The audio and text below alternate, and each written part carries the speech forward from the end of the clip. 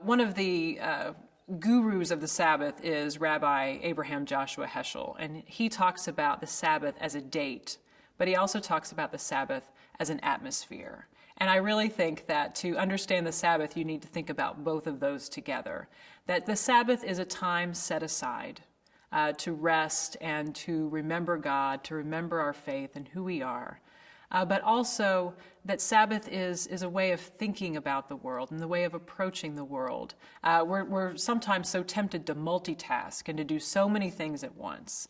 And the Sabbath invites us just to be where we are and to focus on the people around us and those things that are right in front of our eyes. And so that frame of mind, I think, is a practice that can then filter out to the rest of our lives.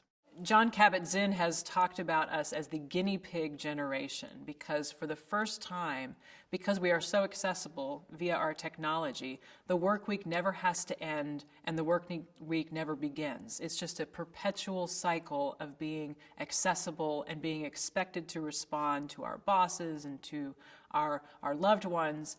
And so when we are able to set aside and say our life is a cycle, it isn't just a constant state of production. When we can go in and out of that time of rest and renewal, it really does, I think, open up for us a whole level of enjoyment and a whole level of delight that I think is really missing when we are so focused on getting our tasks done. Not that those aren't important, but we also need to take a step back and just really embrace this world that God has given to us. I think that one of the things that I encourage groups to think about is the way that all of life is deemed holy by God. And so there aren't activities that are secular and those that are sacred, that with the right intention and with the right heart, anything we do can be an opportunity to commune with God. And so when we think about the things that we might want to fill our Sabbath with, we need not be limited to think about, well, just those activities that we deem holy or somehow religious. Reading a novel that feeds us can be a way of encountering God.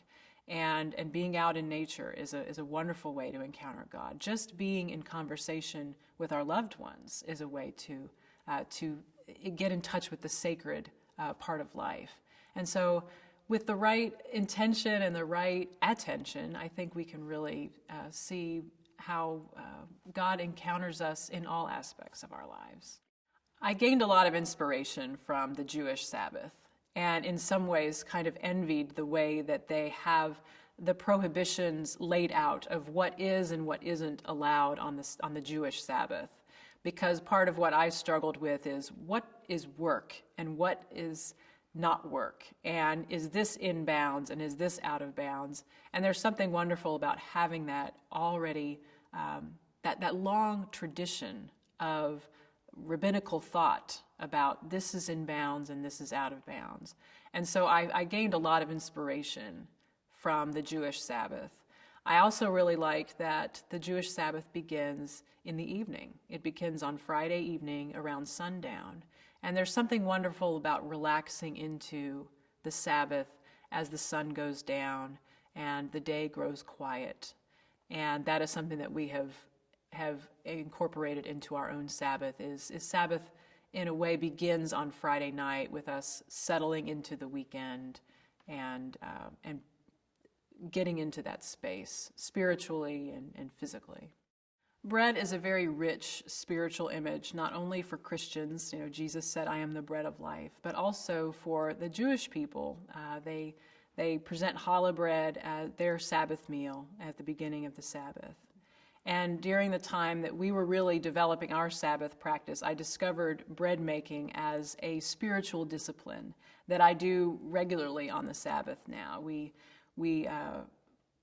share in that together as a family, and there's something about immersing your hands in that dough and preparing it for baking, and then time has to have its way with it. You let it rise, and you don't know how it's going to turn out. It's a mystery, And that to me is such a powerful parable for what Sabbath is. We give ourselves over to this practice and this time, and we let time have its way with us. And we don't know what we're going to look at like on the other side of that. But just the practice of giving ourselves to that, I think, is significant. And it was also a fun practice to engage in because there were many failed loaves of bread. And so there's a playfulness to the Sabbath as well, to say, well, this one didn't turn out, but there's always next week. And that's true of the Sabbath as well. Well, we kind of were at each other's throats this Sabbath, but there's always next week. There are times that we are not calm and that our family is feeling tense, and it's hard to settle into the Sabbath space.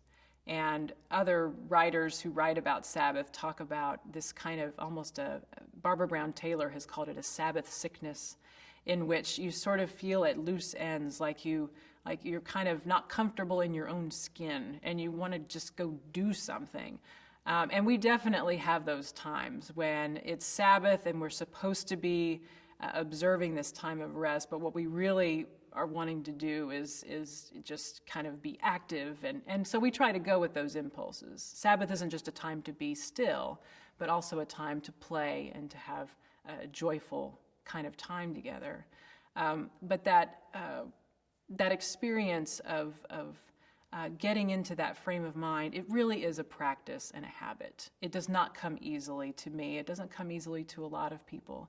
But if you let yourself try it and enter into it however you can with a couple of hours or half a day, you will see a change over the course of your practice of doing it. Psalm 90 is one of those beautiful psalms about time and the passage of time. And you really have the paradox between the eternity of God and the finite nature of our own lives. That God is eternal, that God is always with us, but our days are limited. Our days are 70 years or 80. And the psalmist says, teach us to count our days, that we might have a wise heart. And I think that's something that the Sabbath helps us to do, to be mindful about the passage of time. Tomorrow is never a guarantee. And so if we are attentive to the rhythms of rest and play, then we're never too far away from that Sabbath time and that opportunity just to savor the gift of this life, the gift that is fleeting. We do not ever know how much time we have. And so Sabbath helps us count our days and make them count, and not just be about doing and producing and more, but to be content and to appreciate the gift and the beauty of this day that we have.